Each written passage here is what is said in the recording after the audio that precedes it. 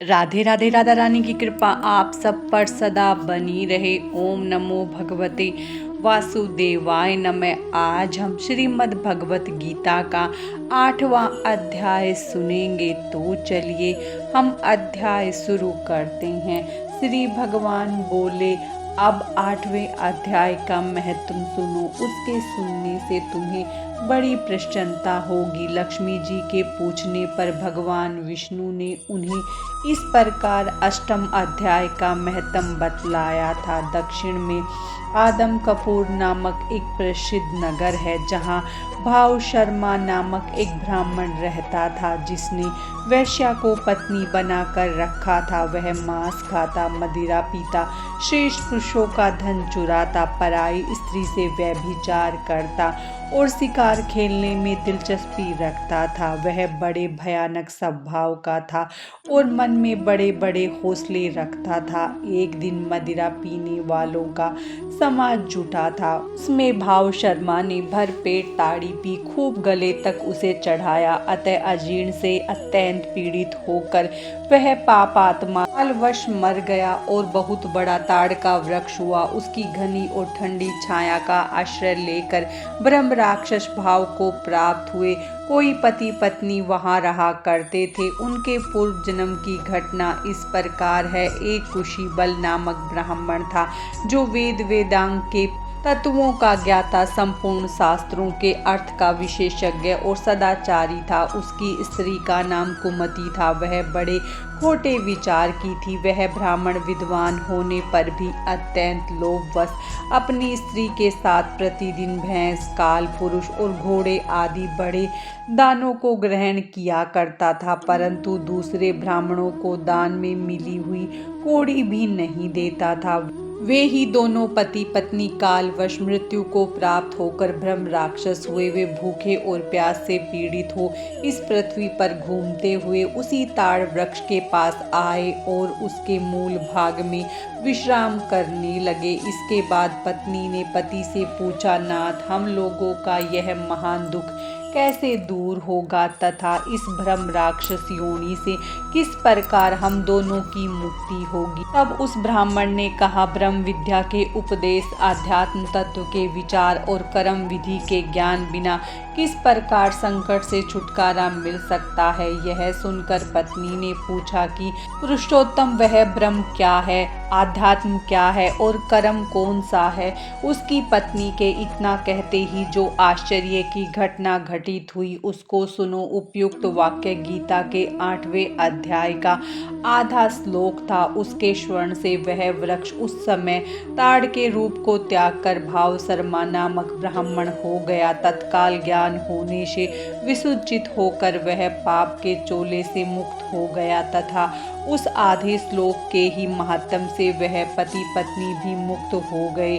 उनके मुख से देववात ही 8वें अध्याय का श्लोक निकल पड़ा था। तदंतर आकाश से एक दिव्य विमान आया और वे दोनों पति पत्नी उस विमान पर आरूढ़ होकर स्वर्गलोक को चले गए। वहां का यह सारा वृत्तांत एक अत्यंत आश्चर्यजनक था। उसके बाद उस बुद्धिमान ब्राह्मण भाव शर्मा ने आदर पूर्वक उस आधे श्लोक को लिखा और देव जनार्दन की आराधना करने की इच्छा से वह मुक्तिदायिनी काशीपुरी में चला गया। वहां उस उदार बुद्धि वाले ब्राह्मण ने भारी तपस्या आरंभ की। उसी समय क्षीर सागर की कन्या भगवती लक्ष्मी ने हाथ जोड़कर देवताओं के भी देवता जगतपति जनार्दन से पूछा, नाथ, आप सहसा नींद त्याग कर खड़े क्यों हो गए? श्री भगवान बोले, देवी, काशीपुरी में भगीरथी के तट पर बुद्धिमान ब्राह्मण भाव शर्मा मेरे भक्ति रस से परिपूर्ण होकर अत्यंत कठोर तपस्या कर रहा है। वह अपनी इंद्रियों को वश में करके गीता के 8वें अध्याय के आधे श्लोक का जप करता है। मैं उसकी तपस्या से बहुत संतुष्ट हूँ। बहुत देर से उसकी तपस्या के अनुरूप फल का विचार कर रहा था। प्रिय, इस समय वह फल देने को मैं उत्कंठित हूँ। पार्वती जी ने पूछा। भगवान श्री हरि सदा प्रसन्न होने पर भी जिसके लिए चिंतित हो उठते हैं, उस भगवत भक्त भाव शर्मा ने कौन सा फल प्राप्त किया? महादेव जी बोले। देवी जी श्रेष्ठ भाव शर्मा प्रसन्न हुए। भगवान विष्णु के प्रसाद को पाकर अत्यधिक सुख मोक्ष को प्राप्त हुआ तथा उसके अन्य वंशज भी जो नरक यातना में पड़े थे, उसी के शुद्ध कर्म से भगवत धाम को प्राप्त हुए। पार्वती, यह 8वें अध्याय का महत्व थोड़े में ही तुम्हें बताया है, इस पर सदा विचार करते रहना चाहिए। इस प्रकार भगवान के वचनों को न समझकर अर्जुन बोले। हे पुरुषोत्तम, जिसका आपने वर्णन किया वह ब्रह्म क्या है, आध्यात्म क्या है, कर्म क्या है और अधिभूत नाम से क्या कहा गया है, अधिदेव नाम से क्या कहा जाता है? हे मधुसूदन, यहाँ अधियज्ञ कौन है और वह इस शरीर में कैसे है और युक्त चित्त वाले पुरुषों द्वारा अंत समय में आप किस प्रकार जानने में आते हो? इस प्रकार अर्जुन के प्रश्न करने पर श्री भगवान बोले।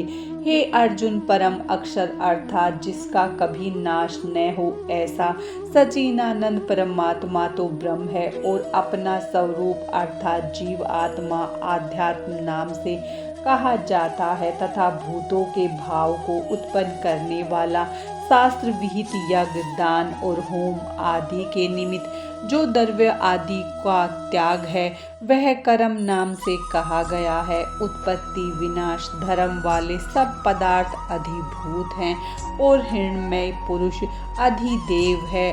और हे देहधारियों में श्रेष्ठ अर्जुन, इस शरीर में वासुदेव ही विष्णु रूप से अधियज्ञ हूँ और जो पुरुष अंतकाल में मेरे को ही स्मरण करता हुआ शरीर को त्याग कर जाता है वह मेरे साक्षात स्वरूप को प्राप्त होता है। इसमें कुछ भी संशय नहीं है, कारण कि हे कुंती पुत्र अर्जुन, यह मनुष्य अंतकाल में जिस जिस भी भाव को स्मरण करता हुआ शरीर को त्यागता है उसे उसको ही प्राप्त होता है, परंतु सदा उसी भाव को चिंतन करता हुआ, क्योंकि सदा जिस भाव का चिंतन करता है अंतकाल में भी प्राय उसी का स्मरण होता है। इसीलिए हे अर्जुन, तू समय में निरंतर मेरा स्मरण कर और युद्ध भी कर। इस प्रकार मेरे में अर्पण किए हुए मन बुद्धि से युक्त हुआ निसंदेह मेरे को ही प्राप्त होगा। हे पार्थ, यह नियम है कि परमेश्वर के ध्यान के अभ्यास रूप योग से युक्त अन्य तरफ न जाने वाले जिससे निरंतर चिंतन करता हुआ पुरुष परम प्रकाश रूप दिव्य पुरुष को अर्थात परमेश्वर को ही प्राप्त होता है। इससे जो पुरुष सर्वज्ञ अनादि सबके नियंता सूक्ष्म से भी अति सूक्ष्म सबके धारण पोषण करने वाले अचिंत्य स्वरूप सूर्य के सदृश नित्य चेतन प्रकाश रूप अविद्या से अति परे शुद्ध सच्चिदानंद परमात्मा को स्मरण करता है, वह भक्ति युक्त पुरुष अंतकाल में भी योग बल से भ्रुकुटी के माध्यम में प्राण को अच्छी प्रकार स्थापन करके फिर निश्चल मन से स्मरण करता हुआ उस दिव्य स्वरूप परम पुरुष परमात्मा को ही प्राप्त होता है। हे अर्जुन, वेद के जानने वाले विद्वान जिस सच्चिदानंद पद को ओंकार नाम से कहते हैं और आसक्ति रहित यतनशील महात्मा जन जिसमें प्रवेश करते हैं तथा जिस परम पद को चाहने वाले ब्रह्मचर्य का आचरण करते हैं, उस परम पद को तेरे लिए संक्षेप में कहूँगा। हे अर्जुन, सब इंद्रियों के द्वारों को रोककर अर्थात इंद्रियों को विषयों से हटाकर तथा मन को हृदय में स्थिर करके और अपने प्राणों को मस्तक में स्थापन करके योग धारण में स्थित हुआ जो पुरुष ओम ऐसे इस एक अक्षर रूप ब्रह्म का उच्चारण करता हुआ और उसके अर्थ स्वरूप मेरे को चिंतन करता हुआ शरीर को त्याग कर जाता है वह पुरुष परम गति को प्राप्त होता है। हे अर्जुन, जो पुरुष मेरे में अनन्य चित्त से स्थित हुआ सदा ही निरंतर मेरे को स्मरण करता है, उस निरंतर मेरे में युक्त हुए योगी के लिए मैं सुलभ हूँ, अर्थात सहज ही प्राप्त हो जाता हूँ। वे परम सिद्धि को प्राप्त हुए महात्मा जन मेरे को प्राप्त होकर दुख के स्थान रूप क्षण भंगुर पूर्व जन्म को नहीं प्राप्त होते, क्योंकि हे अर्जुन, ब्रह्मलोक से लेकर सब लोग पूर्णावृत्ति सद्भाव वाले अर्थात जिनको प्राप्त होकर पीछा संसार में आना पड़े ऐसे हैं। परंतु हे कुंती पुत्र, मेरे को प्राप्त होकर उसका पुनर्जन्म नहीं होता, क्योंकि मैं कालातीत हूँ और यह सब ब्रह्म आदियों के लोक का काल करके अवधि वाले होने से अनित्य है। हे अर्जुन, ब्रह्मा का जो एक दिन है उसको 1000 चौकड़ी युग तक अवधि वाला और रात्रि को भी 1000 चौकड़ी युक्त अवधि वाली जो पुरुष तत्व से जानते हैं, अर्थात काल करके अवधि वाला होने से ब्रह्मलोक को भी अनित्य जानते हैं, वे योगी जन काल के तत्व को जानने वाले हैं। इसीलिए वह यह भी जानते हैं कि संपूर्ण दृश्य मात्र भूतगण ब्रह्मा के दिन के प्रवेश काल में अव्यक्त से अर्थात ब्रह्मा के सूक्ष्म शरीर से उत्पन्न होते हैं और ब्रह्मा की रात्रि के प्रवेश काल में उस अव्यक्त नाम ब्रह्मा के सूक्ष्म शरीर में ही लय होते हैं।